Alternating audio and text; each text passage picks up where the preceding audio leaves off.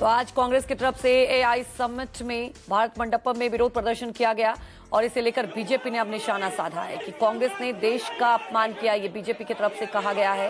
भारत मंडपम के अंदर शर्ट उतारकर, आपको बता दें, यूथ कांग्रेस की तरफ से विरोध प्रदर्शन किया गया।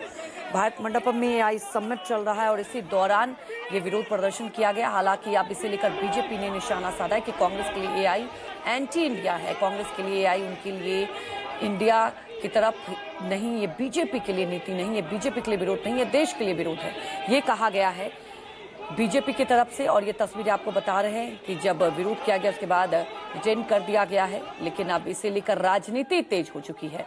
भारत मंडपम में आज समिट चल रहा है और इसी दौरान आज यूथ कांग्रेस की तरफ से विरोध प्रदर्शन किया गया, शर्ट उतारकर विरोध किया गया। और ये जो टी शर्ट आप देख रहे हैं इसमें कॉम्प्रोमाइज्ड पीएम लिखा हुआ है। इसके बाद और ज्यादा राजनीति गर्मा गई है और बीजेपी ने प्रेस कॉन्फ्रेंस करके कई सवाल उठाए कि ये जो पूरी प्लानिंग थी ये पहले से की गई थी, ये कोई संयोग नहीं, ये प्रयोग है। वहीं यूथ कांग्रेस के अध्यक्ष की तरफ से क्या कुछ कहा गया वो सुन लेते हैं। दिल्ली के भारत मंडपम में उस वक्त हड़कंप मच गया जब यूथ कांग्रेस के कार्यकर्ताओं ने जबरदस्त प्रोटेस्ट किया। हमारे साथ उदय भानु चिब यूथ कांग्रेस के अध्यक्ष हैं। सर, जिस तरीके से ये प्रोटेस्ट हुआ, बीजेपी सवाल उठा रही है कि देश के सम्मान के साथ ये समझौता है। ये बीजेपी के सम्मान के साथ समझौता है, देश के सम्मान के साथ समझौता नहीं है। शर्म आनी चाहिए बीजेपी वालों को। आज यूथ कांग्रेस के साथियों ने प्रोटेस्ट किया है और एआई समिट में किया और पीएम इज कॉम्प्रोमाइज, उसके नारे भी लगाए हैं।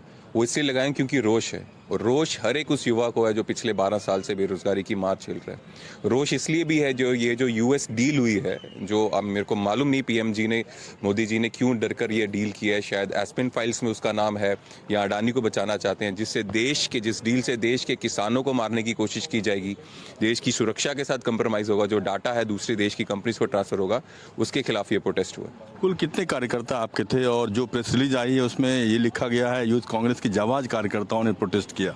बिल्कुल किया है, क्योंकि वो अपने घर के इश्यूज के लिए वहाँ नहीं गए थे।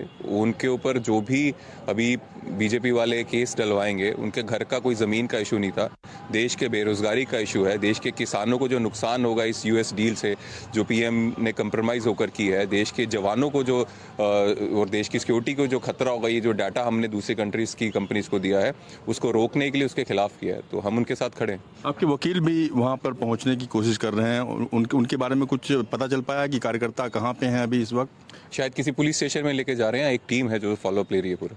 कहा जा रहा है कि दिल्ली पुलिस इन कार्यकर्ताओं के खिलाफ एफआईआर करवाएगी। देखिए, हमारे देश के leader of opposition Rahul Gandhi ji, उनके ऊपर 12 साल ईडी का केस चला, जिसकी एफआईआर भी नहीं हुई थी।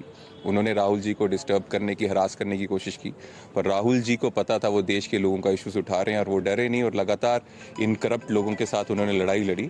तो हम भी राहुल जी के सिपाही हैं, संविधान के रक्षक हैं। ये कोई भी एफआईआर करें, हम डरने वाले नहीं हैं, कानूनी तरीके से अप्रोच करेंगे।